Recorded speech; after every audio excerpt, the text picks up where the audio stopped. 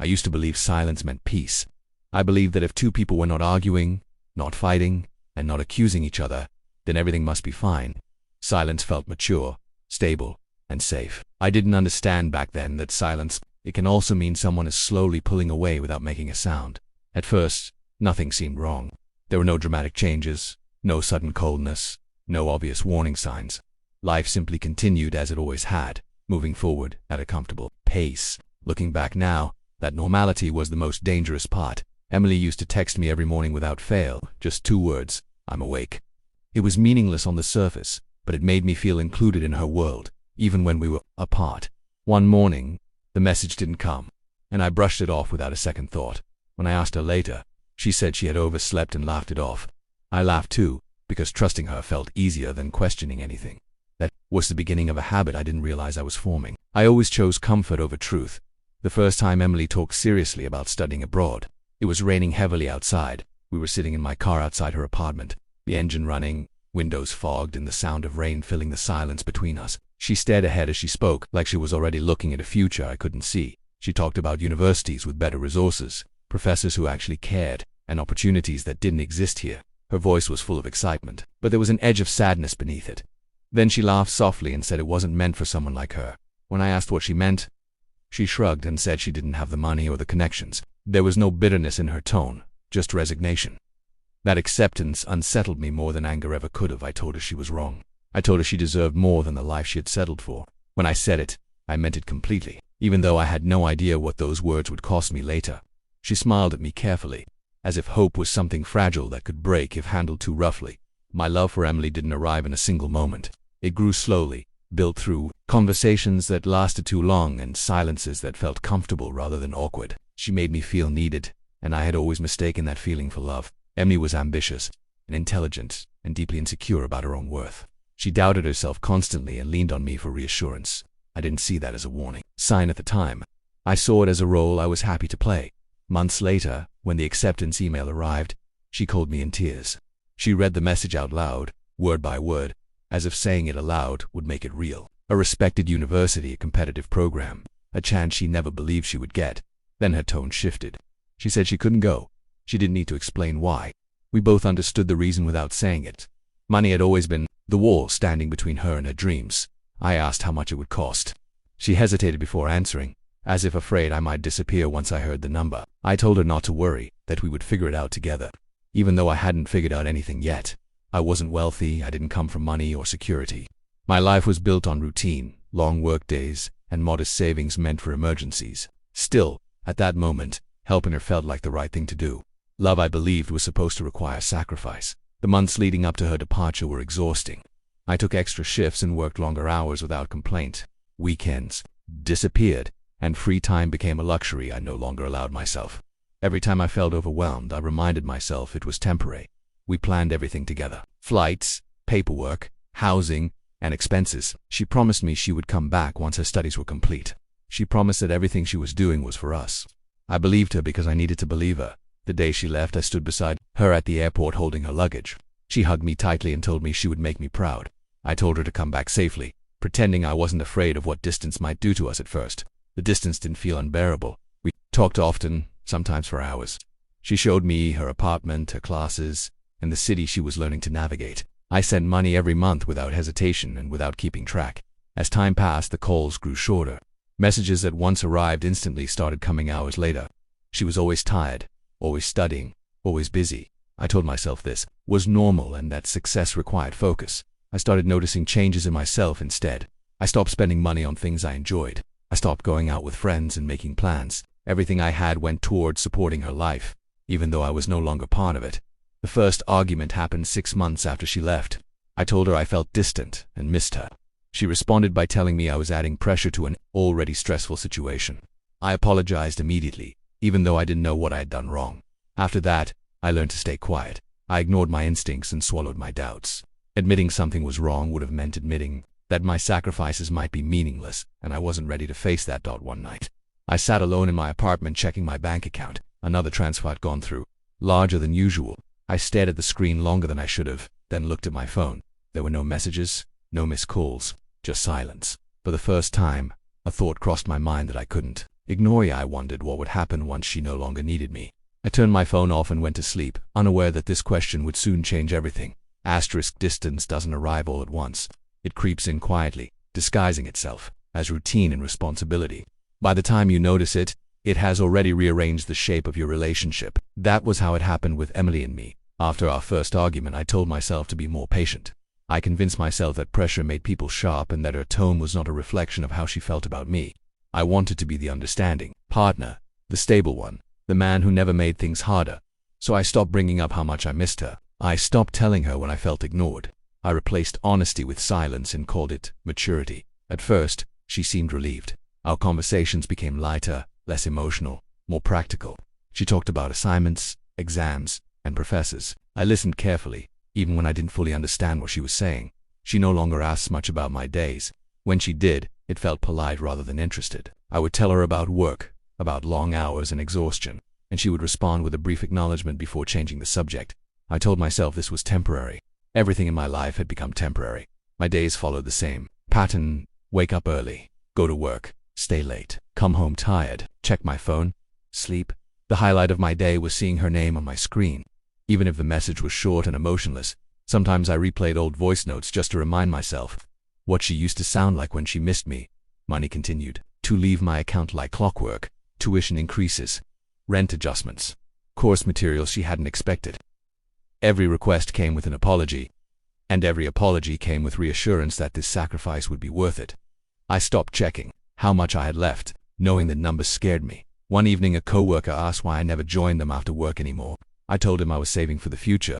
He laughed and said that was responsible. I didn't tell him I was financing someone else's present. Emily started mentioning new people, classmates, study partner, group projects that ran late into the night. She spoke about them casually, but something about the way she said their names bothered me. I ignored it. Jealousy, I told myself, was a sign of insecurity. I didn't want to be that man. Then the photos started appearing. At first, they were harmless.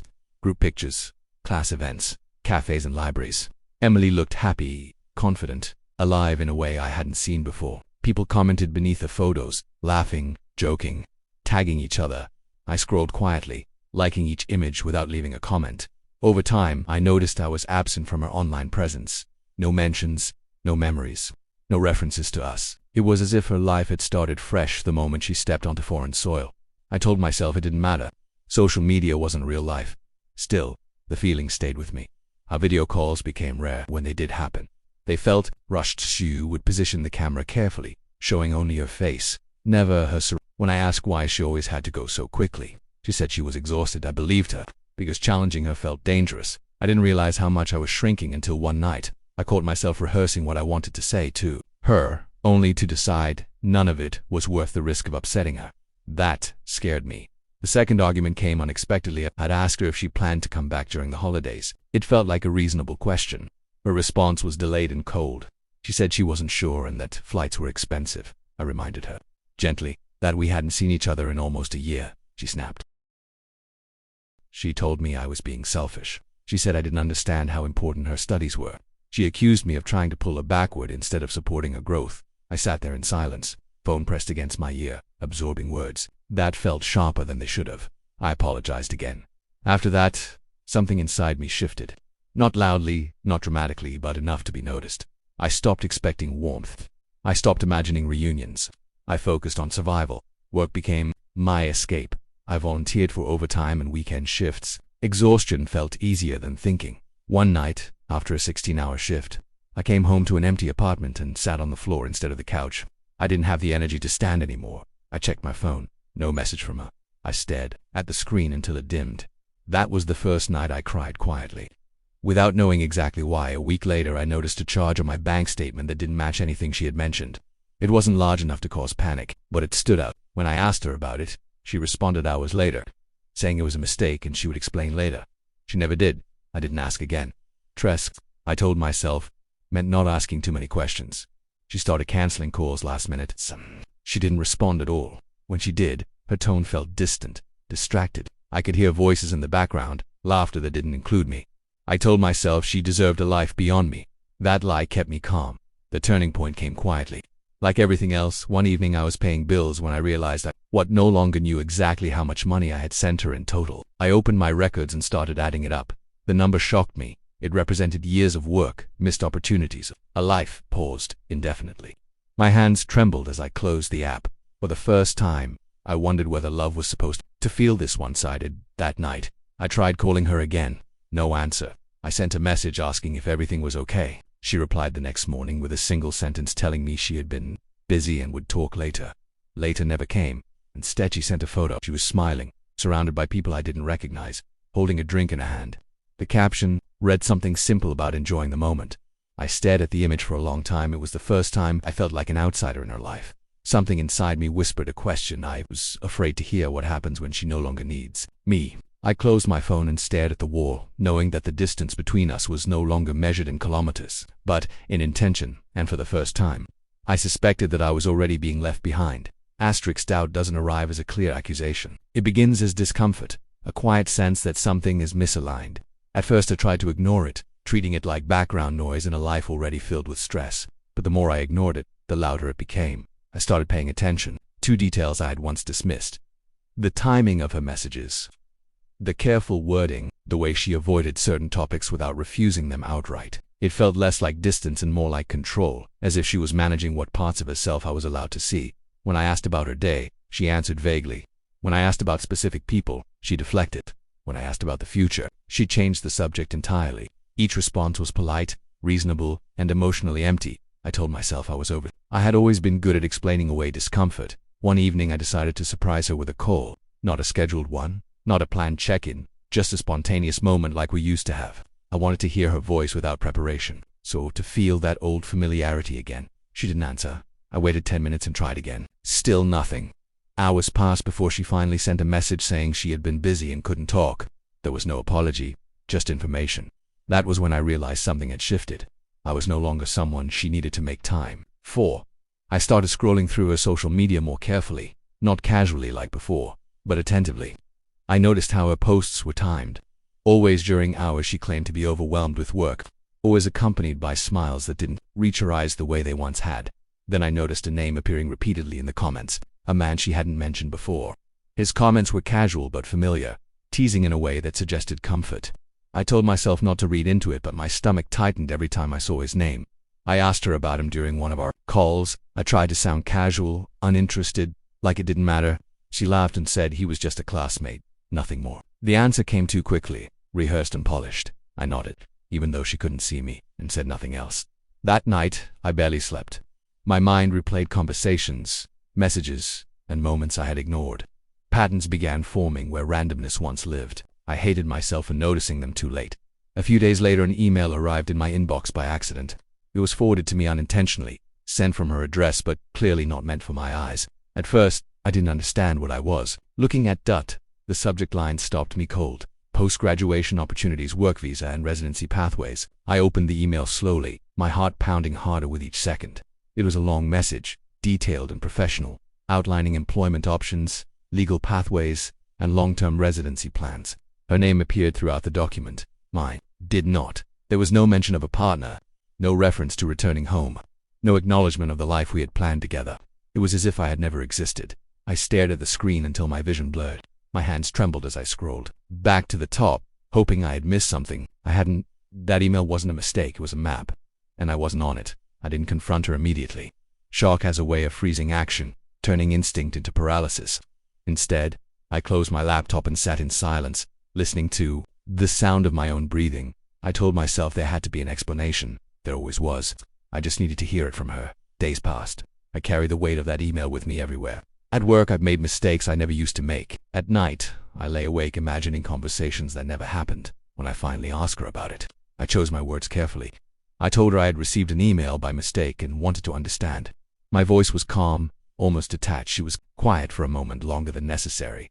Then she sighed and said it was nothing serious, just information her advisor had sent to everyone. She said she hadn't thought it was important. Her tone was dismissive, almost annoyed, as if I had interrupted something more valuable. I asked her why. I wasn't mentioned. She said she didn't think it was relevant yet. That word echoed in my head long after the call ended. Yet it suggested a future I was no longer guaranteed to be part of. After that conversation, something broke inside me. Not loudly, not dramatically, but permanently.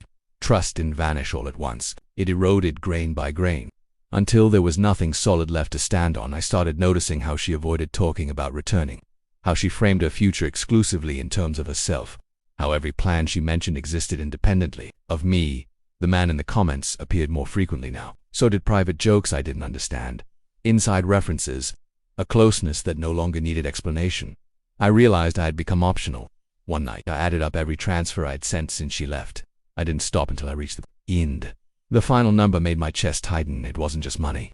It was time, energy, possibility, entire versions of myself I had postponed or abandoned. I wondered if she understood what it had cost me. I wondered if she cared.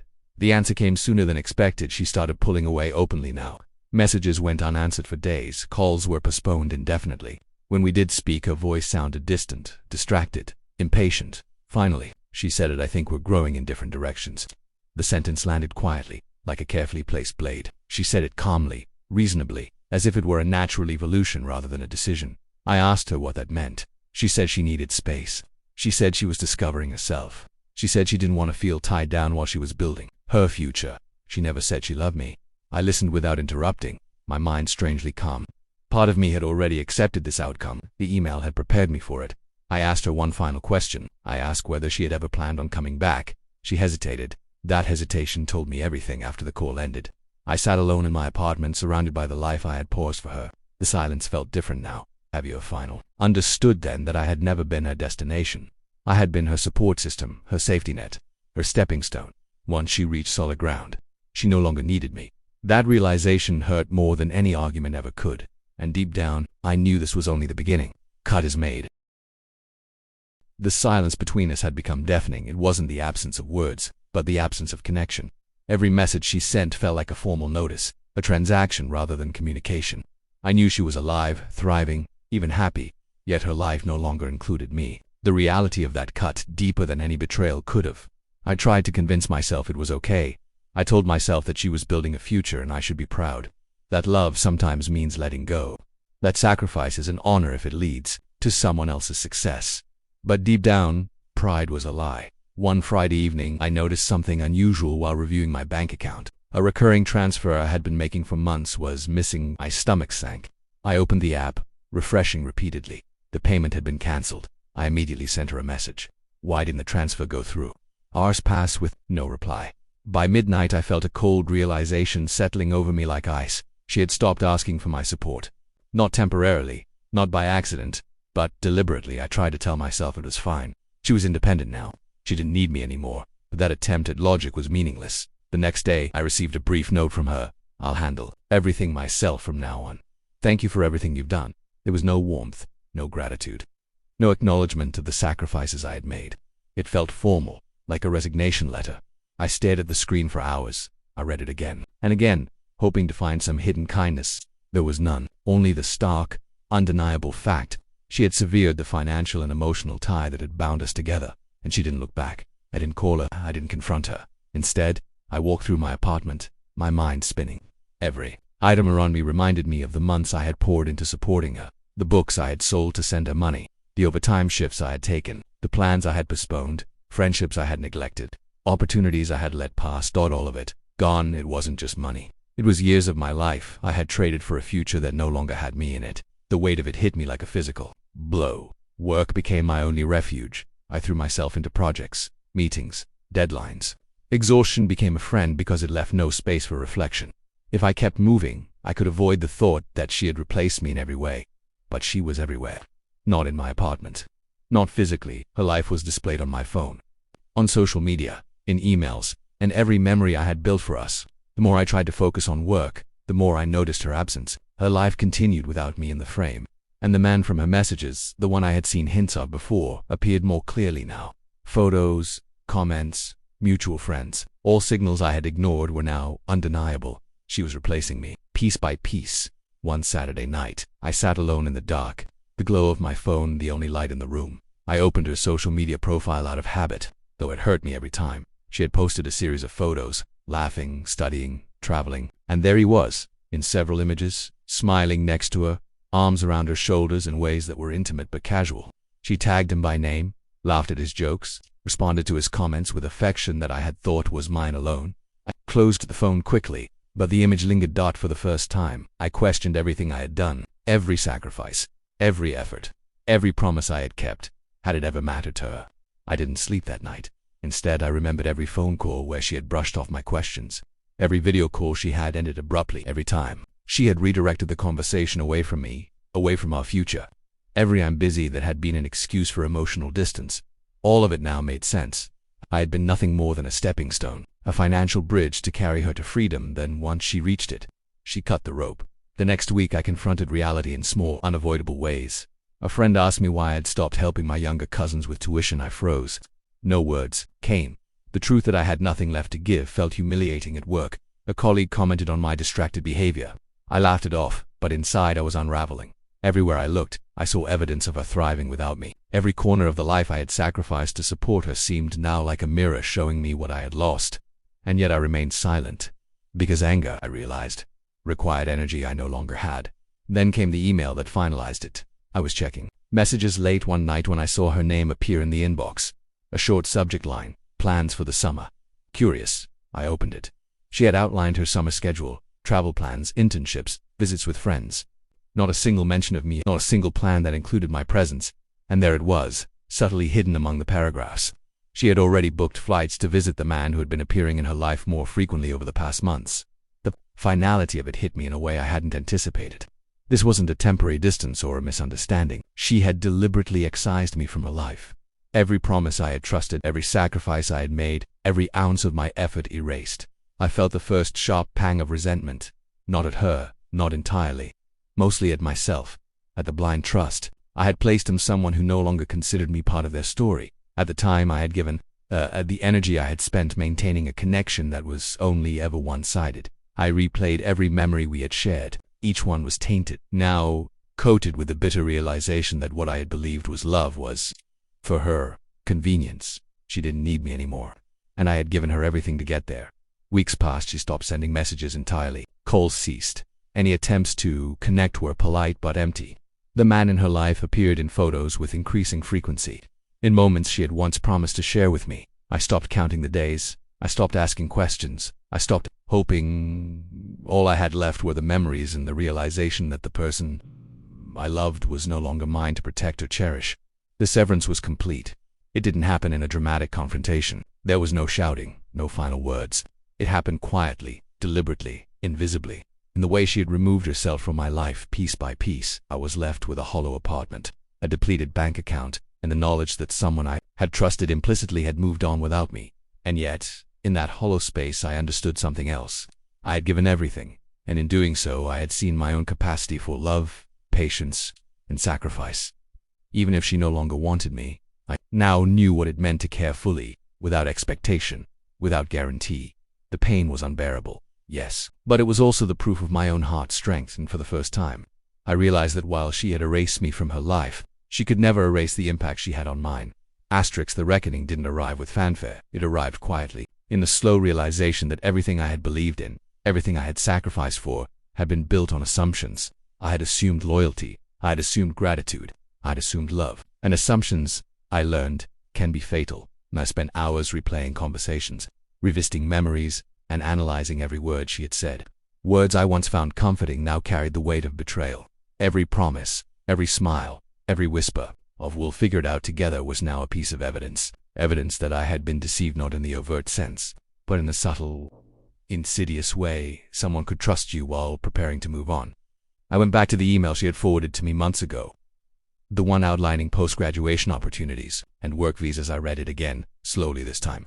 Every sentence, every detail, became clearer. Her plans were not spontaneous.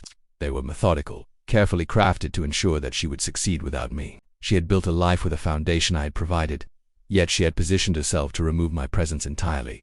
I wondered, not for the first time, whether she had intended it from the beginning, whether the ambitions, the gratitude, the promises had all been a form of strategy. Anger rose within me in a way I hadn't expected. Not violent anger, but the deep, simmering kind that makes your body tense without moving. I thought about the money I had given her, the hours I had spent working double shifts, the sacrifices I had made, and I realized that all of it had been erased in her life without a second thought. It wasn't just betrayal, it was the denial. of my existence, the erasure of my efforts, and the rewriting of my story in her absence. I stopped checking her social media for a week, but the void it left was suffocating. I could feel her life continuing without me, and the emptiness was a presence in itself. I tried to fill it with work, with errands, with distractions, but every notification, every email, every memory reminded me that she had moved beyond my reach. It was then that I decided I needed clarity. I needed to understand how deep the severance went, whether she had truly removed me or if there were still remnants of connection she hadn't erased. I started small. I revisited old messages, looking for patterns I might have missed. The long pauses, the vagueness, the careful wording, they were not accidental, they were deliberate. She had been withdrawing, teaching me not to expect closeness, slowly preparing for the moment when she could sever me completely. And I realized something painful. I hadn't noticed because I had wanted to believe. I had wanted to see love, not strategy. My heart had blinded me. The financial reality hit next. Every transfer, every contribution, every effort I had made suddenly appeared as a ledger of loss. I tallied the toto, not to be vindictive but to comprehend the scale. Thousands of euros, countless hours, opportunities abandoned, life experiences postponed. The realization was humiliating. I had poured my life into a bridge that she crossed with ease, only to disappear on the other side. I tried to reach out one final time. I crafted a message that was calm, concise, and carefully neutral. I didn't accuse, I didn't plead. I simply asked for honesty. I wanted to know whether she had ever planned on returning, whether she had ever considered me part of her life beyond the temporary support I had provided. Sent it, and waited. Hours passed. A day, 2 days, no response. Then a short note arrived. I'm focused on my future. Please don't contact me further. No explanation, no acknowledgement, no apology. Only a directive. That note shattered the remnants of hope I had been clinging to. It wasn't just the words themselves, but the finality behind them. She had removed me entirely, and this time, there was no room left for misinterpretation. She didn't need me. She didn't want me, and there was nothing I could do to change that. I felt a strange mixture of relief and devastation. Relief because the uncertainty was gone, and devastation because the love I had given freely had been rejected so completely. I spent the next week wandering my apartment like a ghost. Each object was a reminder of what I had sacrificed for her. The books I had sold to fund her tuition, the weekend trips I had cancelled, the promotions I had declined. Every choice I had made to support her life now felt meaningless. And yet, I couldn't hate her. Not entirely. Hate requires energy, and I had spent all my energy keeping her alive in my world. What remained was emptiness, not vengeance. A hollow ache that lingered in my chest every time I remembered her smile. One afternoon I visited our favorite cafe, the place we had gone to countless times when she was still here. I ordered coffee and sat at the same table where we had shared dreams and laughter. People moved around me, oblivious to my presence. The cafe smelled the same, tasted the same, but it wasn't the same. I realized then that everything I had built in anticipation of our reunion was gone. Every plan, every expectation, every hope vanished, and I had to accept that life would continue without her. It was during that time that I started to reflect on myself. Not on her, not on the betrayal, not on the money lost, but on me. On the choices I had made. On the capacity I had to love, to sacrifice, and to trust. For the first time, I saw that those qualities were not wasted. They were mine. They belonged to me, not to anyone else. No one could erase the strength it took to give so freely, even if the object of that love chose to walk away. I began writing down everything, every thought, every memory, every feeling I had held back for fear of burdening her, every word she had said and every silence she had imposed. The act of putting it on paper was therapeutic. I could examine it, understand it, and slowly reclaim it. Each page became a testament to my own endurance, to my own ability to feel deeply, care deeply, and survive the consequences of misplaced trust. The revelation came slowly. I realized that while she had erased me from her life, she could not erase me from my own. My experiences, my emotions, and my memories were indelible. They existed independent of her presence or approval, and that was the beginning of a subtle liberation. I started reconnecting with friends I had neglected. I pursued opportunities I had postponed. I'd spent time with people who valued me for who I was, not for what I could provide. Slowly, life began to fill the spaces that had been left empty by her departure. It was not easy. It was not quick, but it was necessary. The reckoning had stripped everything away. Comfort, security, routine, and trust. What remained was raw, painful awareness, but it was real. And in that reality, I began to see myself more clearly than ever before. I had been erased from her life, but I was still here. And for the first time in months, I felt like I might survive. Life has a way of moving forward, even when your heart refuses to follow. I realized this one morning as I walked through the empty streets near my apartment. The city was alive with ordinary motion. people hurrying to work, children laughing, cars weaving past. The world was indifferent to my loss, and I had to decide whether I would be as well. For months I had existed in a fog of betrayal and self-blame. Every action I had taken, every ounce of effort I had expended for Emily, felt hollow now. Yet, the awareness of that emptiness was strangely liberating. The first step in awakening, I discovered, was acknowledgement. I sat at my desk, opened a blank notebook, and wrote everything down. Not in chronological order, not as a narrative to share, but as a confession to myself. I catalogued the sacrifices I had made, the hopes I had nurtured, the love I had given freely, and I allowed myself to feel every bit of the pain I had been suppressing. Writing became a ritual. Each night I poured memories onto the page, transforming them from sharp, jagged thoughts into tangible words. It was the first time I didn't feel manipulated by my own trust. The act of naming what I had endured gave me a sense of control I had not felt in months. I read over what I had written and realized that I had survived every single betrayal, every moment of silence, every absence. Survival, I concluded, was the first form of strength. Friends noticed the change before I did. I began reconnecting slowly. Coffee dates that had been postponed for Emily's plans, weekend trips I had abandoned, conversations that had been stifled by my preoccupation with supporting someone else. At first I spoke cautiously, afraid my words would reveal vulnerability, but slowly, confidence returned. I realized that the same love I had given away could also exist within myself. Work became a tool of recovery rather than escape. I volunteered for new projects, yes, but this time with intention, not desperation. I sought challenges that expanded my skills and opened doors I had previously ignored. Where before I had worked to support someone else, I now worked to rebuild myself. The exhaustion that once had been a shield against grief was replaced by purpose. The emptiness Emily left behind was still present, but I learned to inhabit it. Some nights, I would sit on the balcony, staring at the city lights, feeling her absence like a ghost brushing past me. But instead of letting it hollow me further, I began to see the space as mine to fill, a canvas for the life I had postponed for someone else. And for the first time in months, I imagined a future without waiting for her return. I reflected on the lessons her departure had forced upon me. I had learned about trust, but also about boundaries, about generosity, but also about self-preservation. I had loved fully, and in doing so, I had discovered the limits of patience. I realized that love is not only about giving, it is also about choosing wisely whom you invest in, and I resolved that I would never again allow someone to erase my existence so quietly. Small victories began to accumulate. I took a short trip, alone, to the mountains, a place I had always wanted to see but had postponed for her. I hiked long trails, breathing the cold air, feeling my body move without constraint. The solitude was not lonely, it was restorative. I rediscovered the pleasure of being fully present in my own life. I wrote letters to myself during that trip, letters that acknowledged the pain but also celebrated the resilience I had found.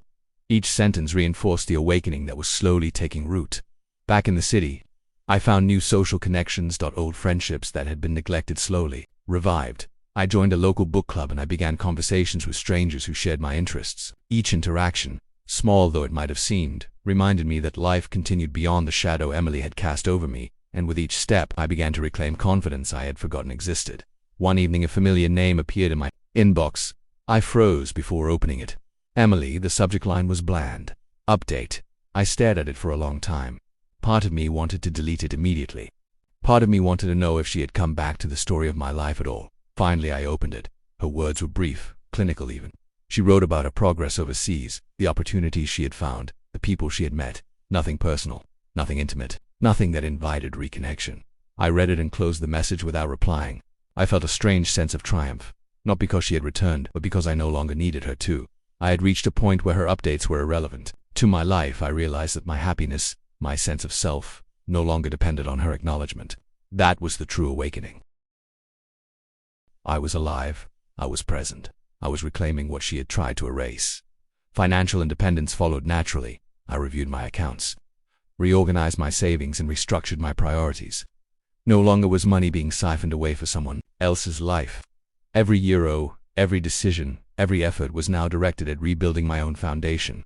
The realization was freeing. I had thought I had lost everything, but in reality, I was only rediscovering control I had never fully exercised before. And the most difficult part of the awakening, however, was confronting the emotional residue she left behind. There were nights when her absence felt like a physical weight, when old memories of shared laughter, whispered promises, and imagined futures surfaced unexpectedly. When I caught myself imagining scenarios where she returned and apologized, explained or begged forgiveness, But each time I reminded myself, the person I loved no longer existed in my life, and that person's choices were not a reflection of my worth. I began to journal those moments too, acknowledging them without judgment. I wrote about the pain.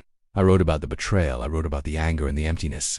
But I also wrote about my growing strength, my courage, and my refusal to let someone else dictate the terms of my life. It became a map of my awakening, a testament to resilience in the face of deliberate erasure. I rediscovered old passions. I began painting again, an activity I had abandoned in the years I had been supporting her dreams. Each stroke of the brush felt like reclaiming a part of myself. The colors on the canvas were vivid, chaotic, and I lived the exact opposite of the emptiness I had felt for so long. I joined evening classes to learn new skills. I attended workshops and lectures. I met people who inspired me, people who challenged me. Slowly, I was constructing a life that existed independently of anyone else's validation. One day, as I walked through the city park, I realized that I was smiling without effort. It was not the shallow, distracted smile of someone pretending to be okay. It was the quiet, profound smile of someone who had survived, endured, and grown stronger. The awakening was complete not because Emily had returned or acknowledged her actions, but because I had reclaimed my own agency. I understood something vital in that moment. Love, as I had known it, was not about sacrifice alone. It was about balance, about reciprocity, about self-respect. And if that balance is broken, if that reciprocity is absent, then the only path forward is to reclaim yourself. I had done it. I was doing it, and no one, not even her, could take it away. Confrontation doesn't always arrive as a storm for me. It began quietly, like a shadow stretching across a room I had only just begun to reclaim. I wasn't angry, not in the way I had imagined. I was curious, determined to understand the final pieces of the puzzle, why she had done what she did, why she had erased me, and whether any of it had ever been real. Months of silence, sacrifice, and absence had built a wall between us. The first step was deciding to knock. I contacted her cautiously, not with accusations, not with pleas, but with questions. Simple, neutral questions. One email, one call, a single message. I need clarity, not for blame but for closure. Can we speak? Her response was immediate, surprisingly cordial. I suppose we can talk. When are you free? I hesitated. Part of me wanted to abandon the attempt entirely, to preserve the strength I had built over months of recovery. But the other part, the part that craved understanding, insisted. I scheduled the call for the following evening, the night before. I barely slept. I revisited memories, both sharp and soft, moments that had once defined our love. I questioned myself relentlessly. Was I naive, too trusting, too patient, too generous? Every thought circled back to the same conclusion. I had given my heart freely, and that alone was neither weakness nor failure. The anticipation of her voice sent adrenaline through my body. For the first time in months, I felt fear.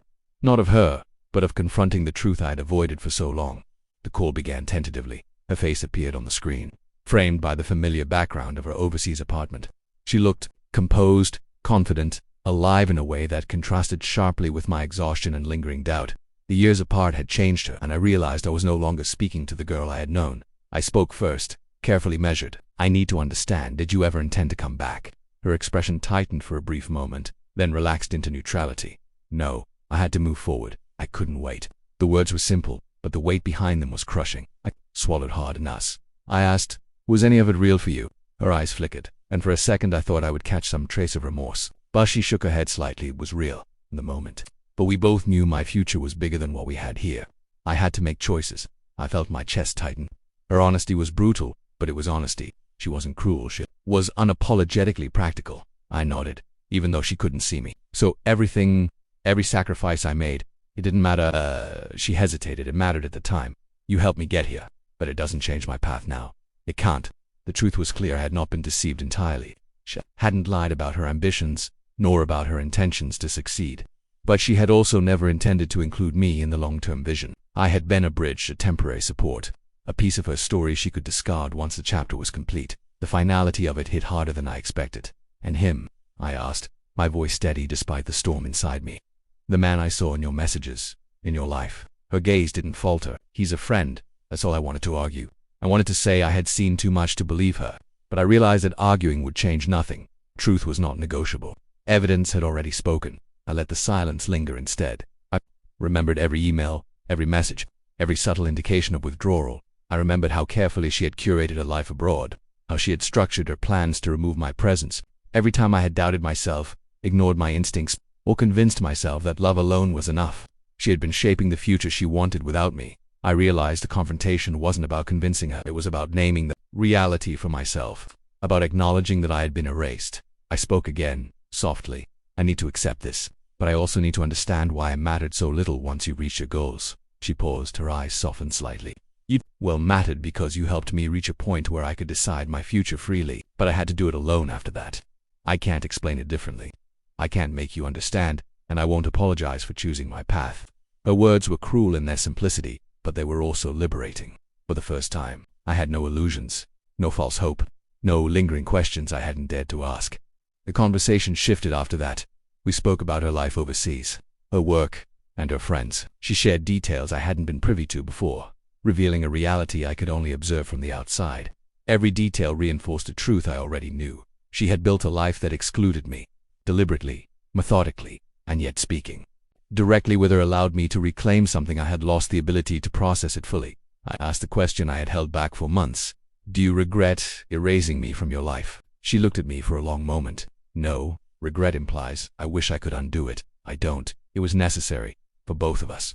You needed to learn, too. The honesty hit me like a wave. She didn't hate me, she didn't love me anymore. She simply acted according to her priorities. And in that realization, I felt the final knot of pain loosen slightly. The confrontation, I realized, wasn't about changing her mind. It was about seeing the truth clearly, without distortion, without denial.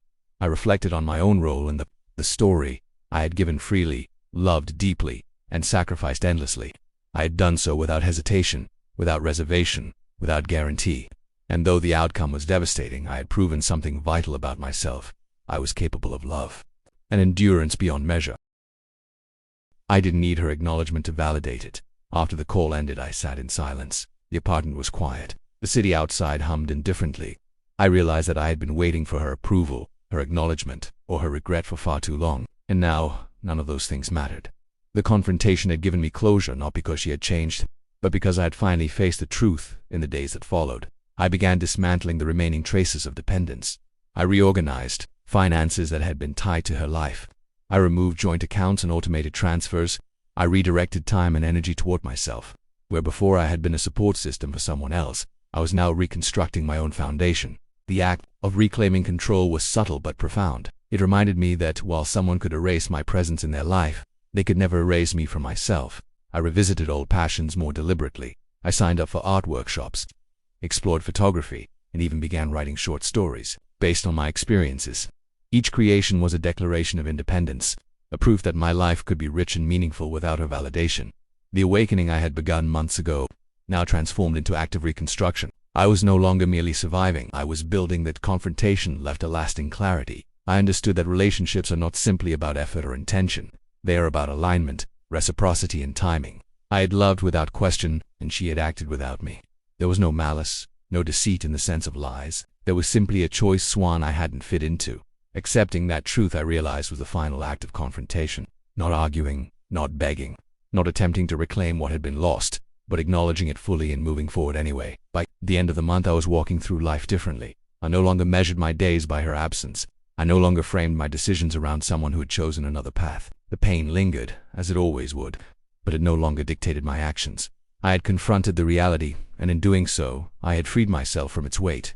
The awakening, the reflection, and the confrontation had prepared me for the final stage. I was no longer a passive observer in my own life. I was active, intentional, and aware. Every choice, every step, and every relationship moving forward would be guided by the knowledge I had gained. I had survived erasure.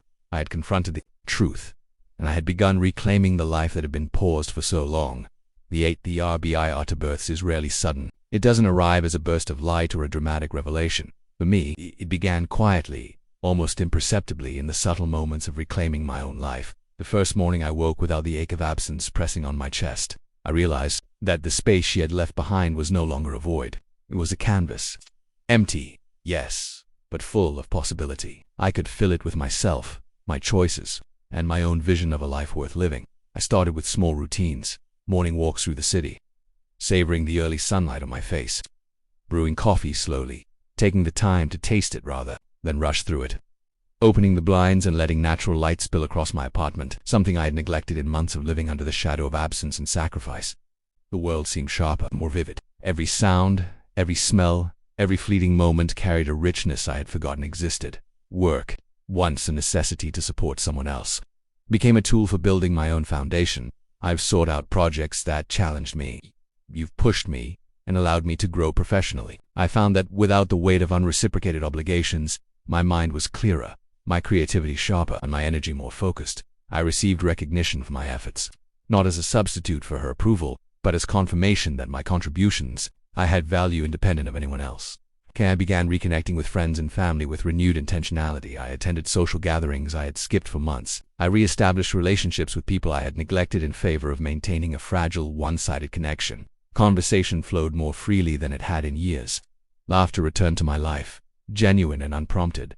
These moments remind me the connection does not require sacrifice at the cost of self, that love and friendship are strongest when they are mutual. I revisited my old passions with renewed vigor. I painted but this time without thought for approval or audience.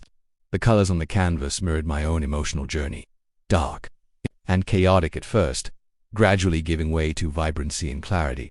I wrote stories, documenting not just her absence, but the resilience I had discovered within myself. I crafted characters who faced betrayal, loss, and erasure, yet emerged stronger, wiser, and fully alive. Writing became both therapy and declaration. I existed, independent of anyone's recognition.